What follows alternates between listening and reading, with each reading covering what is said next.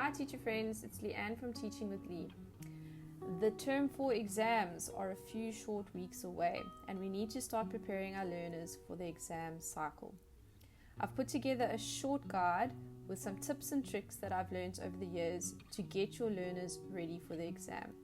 In this guide, I'll be listing tips and tricks to help reduce learner anxiety, to improve their focus while studying and during the exams, and to create a calm classroom environment during an exam cycle.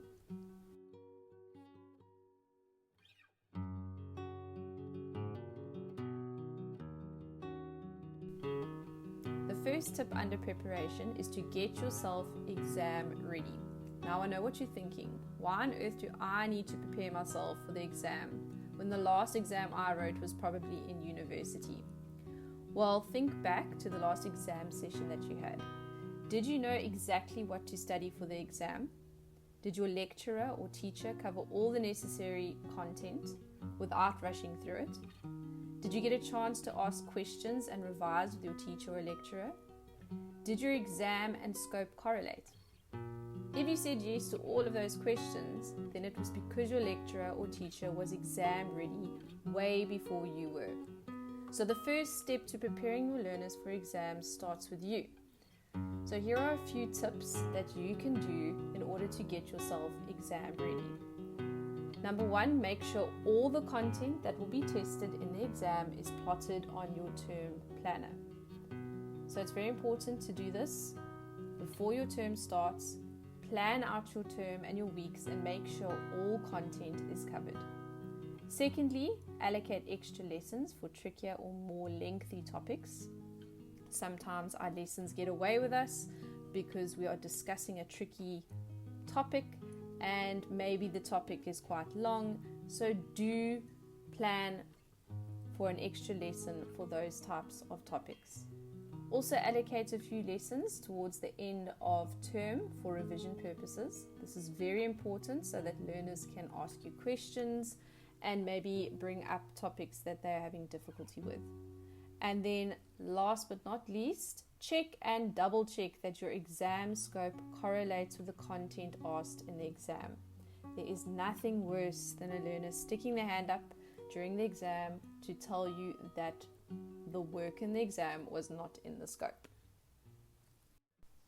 Tip number 2 comes down to preparing and distributing your scope and exam timetable. So first of all, make sure when you're setting your scope that you narrow down your topics. So especially the broader topics that have lots of chapters, lots of information, learners will get very overwhelmed if they have to learn chapters and chapters of work. Narrowing it down just helps them to focus on what is really important for the exam. Also aim to give out your scopes and timetables at least 3 to 4 weeks before your exam cycle starts. This will give your learners a chance to set up a revision timetable and to also approach you with any questions or difficulties they are having with some of the work.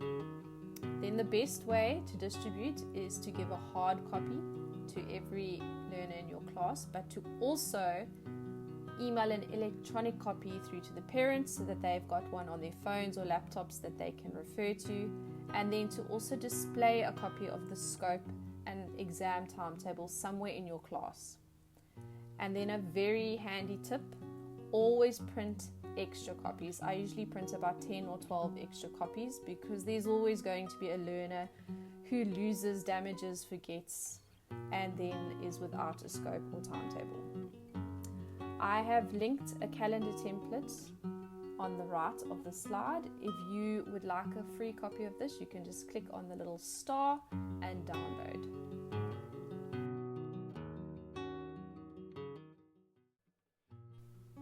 Tip number 3 is to have an exam rules discussion. So set aside some time before the exam cycle begins to discuss what is going to be allowed and what is not going to be allowed when writing an exam, as well as during the studying sessions, and then also explain consequences if these rules are not followed. So some of the topics that I usually cover are things like communication, so talking in an exam, borrowing of stationery, desk space, what it should look like, seating, bathroom breaks during the exam, and then what rules they need to follow during study sessions. And then a very good idea when discussing your exam rules is to display this in the form of a PowerPoint. I usually do this and it works quite well because we can discuss each slide and each rule, and it also forms as a more formal way to discuss the exam rules. You can also print them out and stick them up somewhere that all the learners can see. This also helps if you have different invigilators watching your class during exams. They can have a look and see what your class rules are for the exams. So I've also linked a little freebie here of an exam rules PowerPoint. So if you would like to download a copy of that, you can just click on the star again and download. It is editable, so you can keep the rules as is or delete and put your own ones in.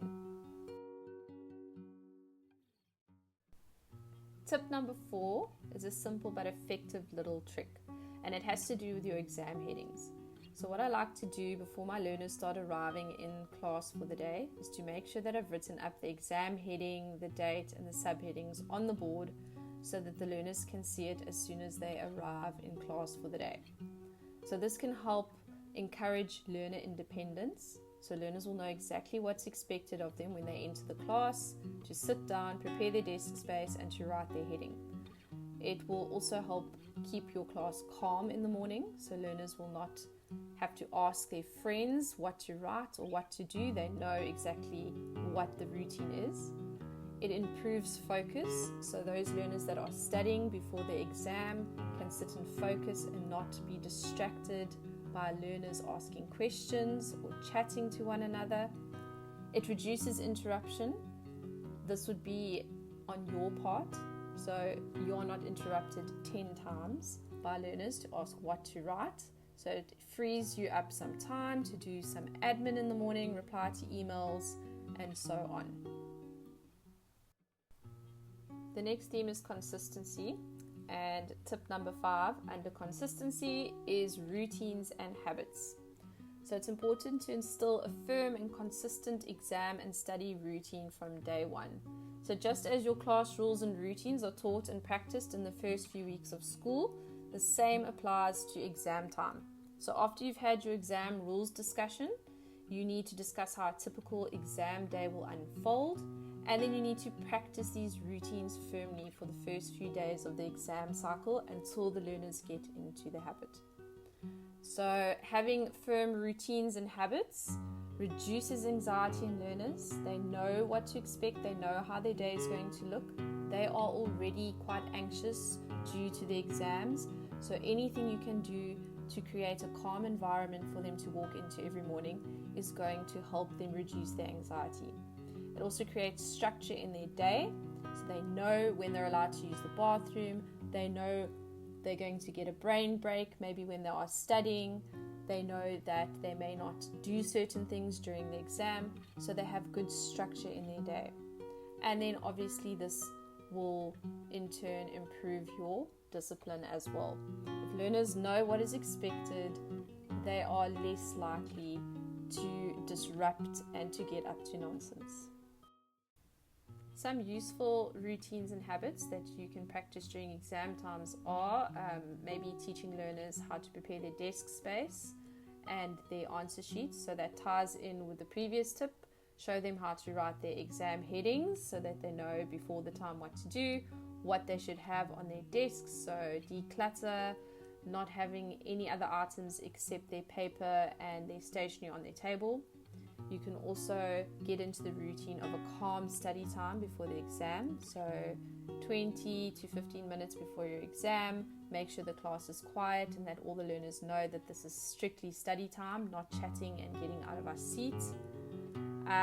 Also getting into the habit of having bathroom breaks 10 to 15 minutes before the exam so that you don't have learners needing to use the bathroom during exams. Another good habit that you can teach your learners to use is hand symbols during your exam. So I find hand symbols are quite effective because there's less talking and conversation going on between you and the learner, and when you see the symbol you know exactly what they're asking for and it's then less disruption. So you could have a certain symbol for a question, or for a stapler, or for a tissue, or an extra piece of paper. I actually have those on the exam rules PowerPoint freebie that I linked, so you can have a look at those and maybe change them to suit your own class. Then another good thing to do is to schedule brain breaks. So get into the habit of giving brain breaks every, say, 30 minutes or 50 minutes to break up study sessions. Teaching them to sip water regularly during the exam or during study sessions to help improve focus. And then maybe also teaching them what is allowed after they've finished writing the exam. So maybe the exam is still in progress, learners are still writing, but they themselves are done. They are not allowed to take out books or play with toys, things like that, but then tell them what they can do. So they may draw on a piece of paper or so on. Tip number 6 is teacher temperament. So believe it or not, a teacher's temperament before, during and after an exam session affects the behavior of their learners. So it is very important to remain calm and consistent in your approach during the exam cycle. So avoid raising your voice during an exam. If you come across a discipline issue and you need to handle it, try and do so in the most calm and collected but firm way that you can without disrupting the other learners around you. Also handle learner questions with patience but firmness. So we all have those learners that are going to ask 100 questions during the exam, and you end up walking up and down to their table. Answer only what is valid in the form of unclear questions, but be careful not to answer any leading questions that give away hints, because often these learners are asking the questions 2 or 3 times over to get a hint from you. So patient, but remain firm in your answers. Also be encouraging and positive, approachable during exam time. It is a very anxious time for learners. So you'll find some learners finishing off an exam and they feel good about it and they're excited. They come to tell you how easy it was. Praise them, be encouraging of how they feel, but then you're also going to get the learners who maybe are a bit upset or end up in tears because the exam was a bit difficult for them. So also encourage, give hugs, reassure them, because it can be a long day to go until home time to feel very negative and upset about that. The next tip is exam paper management.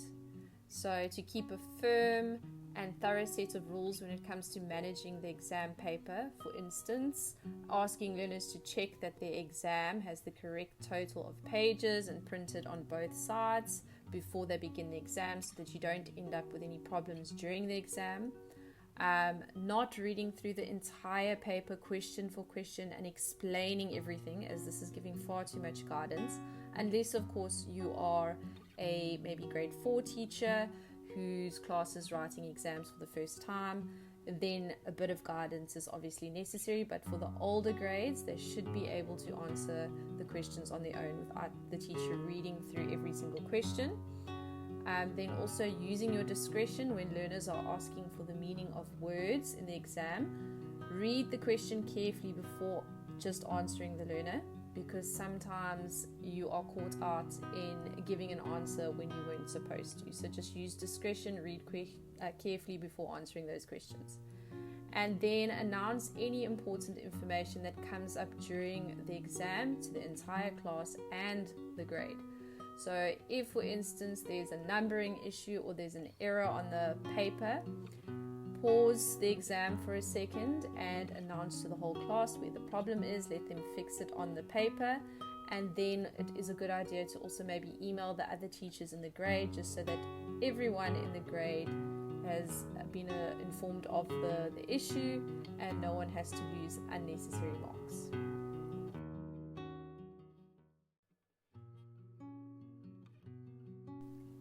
The next theme is learning strategies. So it's very important to demonstrate to your learners what different study methods there are out there. We often tell our learners to just go study and summarize their work, but we don't always show them what different techniques and strategies they can use to do this. So the most effective study methods I have found are mind mapping, flashcards, and the blurt out method. So mind mapping, using your keywords and graphics to show how ideas and concepts are connected. So it's very good for visual learners. It gives them the bigger picture. They can understand the content as a whole. Then flashcards, a really good technique for recall, making flashcards of keywords and definitions and explanations, and then testing yourself.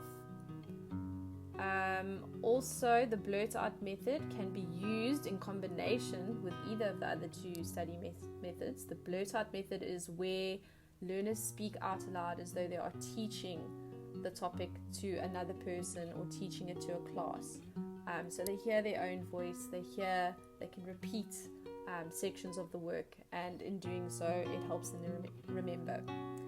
Now I'm putting together a course that's going to be coming out towards the end of October called Study Smart, where I go into detail about all three of these methods and some other useful tips and tricks when it comes to studying for exams. If you are interested, so if you have children yourself or you are a teacher who would like to teach these strategies and techniques to your learners before exam time, you are welcome to click on the star and check out the little adverts that I've got, and you can also sign up to do the course. Tip number 9 is giving your learners access to past and revision papers. So as the saying goes, practice makes perfect. So provide your learners with a chance to practice these revision papers to better understand how the questions will be asked, how marks will be allocated, and it will also provide them with an opportunity to note the questions or topics that they are struggling with and need to learn again or to spend more time on. Another good idea is to use revision games for learning purposes. So we all know learning for hours on end can be extremely monotonous and boring for learners, and oftentimes this leads to an unsuccessful recall. They don't remember much of what they've learned. But if you make learning into a game, you'll have eager and excited learners who are actively revising and recalling, and they don't even realize that they are learning in the process. So there are a lot of websites online that you can have a look at, especially ones that set up quizzes in a fun manner. So you could have a look at Kahoot, Quizlet, and Plickers. I've hyperlinked each of those, so you can go and have a look in your own time and see if any of those websites are useful. Like I said, make learning fun, and they won't even know that they are learning. If you are interested, I have a whole class revision game that I set up called Feed the Stash. It's a fun and educational revision game that gets the whole class working together and revising and making decisions together in order to play the game. It takes about an hour, maybe just over an hour to play, so it is quite a lengthy game, but it is a nice time filler if you're looking for a fun way for learners to revise and to also keep them busy at the same time. It is not entirely finished yet. I'm hoping to have that done in the next few weeks, but if you would like to check it out so long, you can click on the star and have a look at the ad, and then you can also just note your email for me and your name, and when it is ready to be launched, I will then send you an email on the day of launching.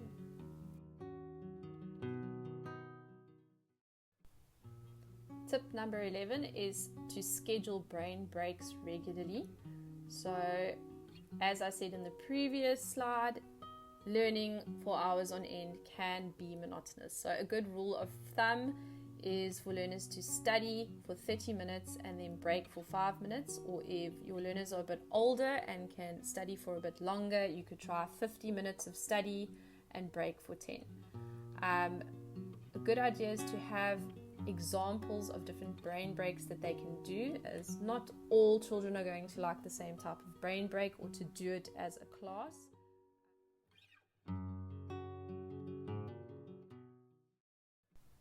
The next tip is to create a calm classroom space. So I have touched on this in previous slides, but once again, emphasizing on the fact that the class must be a calm environment during the exam. It's a very anxious time for learners. It's also a very serious time.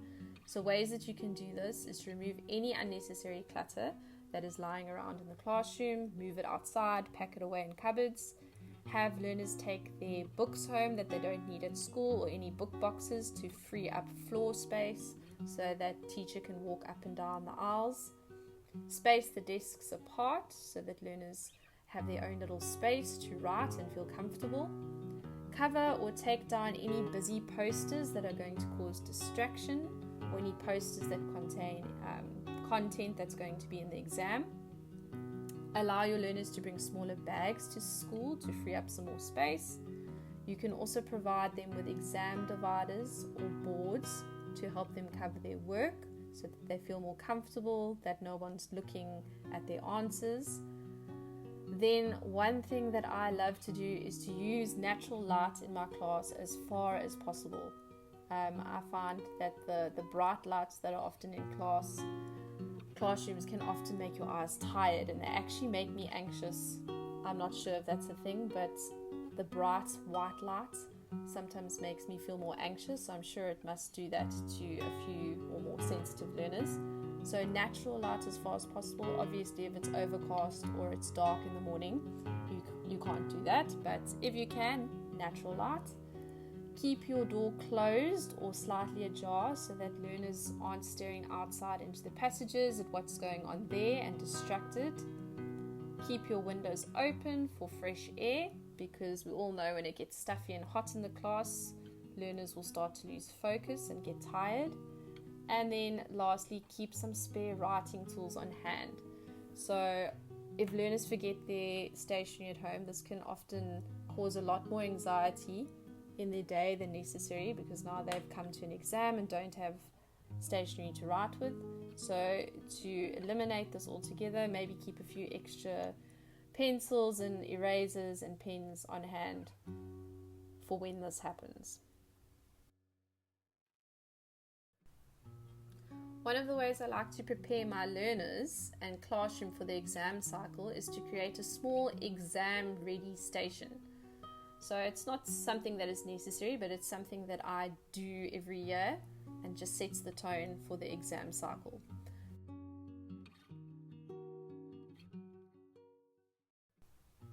Tip number 14, also under environment, is to make sure that your learners have access to the time while they are writing their exam so that they can time manage. This obviously also reduces their anxiety and they don't have to interrupt you to ask for the time the whole time. There's a few different ways that you could do this. Obviously, the first way is just to have a classroom clock that is on display for everybody to see, or you can keep track of the time yourself. As the teacher, you can write up the time left on the board in 15-minute increments. So for instance, if the exam is 60 minutes, you'll write 60 minutes, 45, 30 and 15. And as time goes by, you will rub off the different increments to show how much time is left. And then I know there's a lot of online timers that you can find on websites and display using a projector. The next theme is motivation, and one of the ways you can motivate your learners during exams is by using countdowns. So it's important to keep learner morale high during the exam. It can be a long, tiring period for lots of learners, and many of them can lose motivation after many days of monotony and studying. So a good way to keep learners motivated intrinsically is to use countdowns or checklists. So there's different ways you can do this. If you've got a calendar that you are using in class to display all the different dates of the exams, you can just draw crosses through the exams that are already completed, so checking them off as you go. You could also provide check boxes on your scopes, so the scope that you print out for the learner, as they learn, they can tick off in the check box. Just makes them feel good just to know that they've finished that topic, they've finished studying it, it's now done. Or you could make a fun countdown display for your class. Last but not least, plan something fun for the end of the exams to motivate the learners. So like I said in the previous slide, it can be a long and tiring and monotonous time for learners, but if they have something fun to look forward to on the last day, This will help them push through and also motivate them to get there.